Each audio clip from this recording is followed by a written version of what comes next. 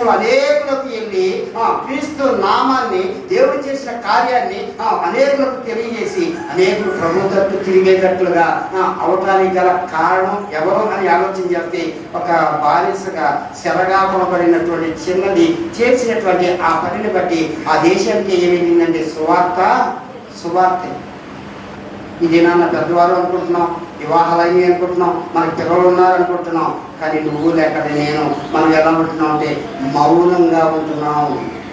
ఈ వరకు నువ్వే, నా వరకు నేనే, మన పని వరకు మన పని అనుకుంటున్నాం. కానీ క్రీస్తు మనల్ని ఎందుకు రక్షించుకున్నాడు, ఎందుకు పిలుచుకున్నాడు, ఆయన సన్నిధికి ఎందుకు వస్తున్నాం, దేవుడు నాకు అప్పగించినటువంటి పని ఏంటి అని మనం తప్పుకోకుండా మనం ఏం చేయాలంటే జ్ఞాపకం చేసుకోవాలి. మన పనిని మనం ఎరిగిన వారిగా ఉండాలి. తప్పుకోకుండా దేవుడి కొరకు మనం నిలబడినప్పుడు చిన్నదాన్నే కాదు కానీ మనల్ని కూడా బలపరిచి ఏం చేస్తాడంటే అనేకుల రక్షణార్థమై దేవుడి సువార్త బోధించడానికి, ప్రకటించడానికి, పాటల ద్వారా దేవుని మహిమపరచడానికి, ప్రార్థన చేయడం ద్వారా అనేకులకు స్వస్థత రావడానికి దేవుడు ఏం చేస్తాడంటే నిన్ను, నన్ను, మనల్ని కూడా బలపరిచి వాడుకుంటాడని ఈ భాగాన్ని బట్టి మనం తప్పుకోకుండా నమ్మి విశ్వసించి ఏం చేయాలంటే దేవుడి కొరకు నిలబడినట్లయితే నమ్మువానికి ఇది ఏమంటుంది దేవుడి వాక్యం?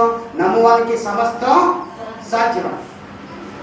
సమస్తం సాధ్యం అవ్వాలంటే మొదట నీలో, నాలో, మనలో ఏం రావాలంటే నమ్మిక రావాలి. ఆ చిన్నదానికి నమ్మిక వచ్చింది. రసంలో ఉన్నటువంటి ప్రవక్త దగ్గరికి వెళ్తే తప్పకోకుండా దేవుడు కార్యం చేస్తాడని బ్రతిమలాడింది, పంపించింది. ఆ దేశానికి సువార్త వెళ్ళేటట్లుగా, రక్షణ పొందేటట్లుగా ఆ చిన్నది ఏం చేసిందంటే సహాయం చేసింది. అలాగే నువ్వు లేక నేను, మనము ఏం చేస్తున్నాం, ఎలా చేస్తున్నాం, ఎలా ఉంటున్నాం, మన వరకే కాదు కానీ మనం కూడా ఏం చేయాలంటే దేవుని పనిలో ఏదో ఒక భాగాన్ని పంచుకుని మనం కూడా ఏం చేయాలి, దేవుని కొరకు నిలబడినప్పుడు ఆ చిన్నదానికి వచ్చినటువంటి ఆశీర్వాదం మనకి, మన కుటుంబాలకు కూడా దేవుడు దయచేస్తాడని తప్పకోకుండా ఎరిగి మనం ఏం చేయాలంటే ముందుకే సాగినప్పుడు మనకి, మన కుటుంబాలకి తప్పకోకుండా దేవుని దీవెన ఆశీర్వాదం దయచేస్తాడు. దేవుని కొద్ది మాటలు దీవించి ఆశీర్వాదించును గాక.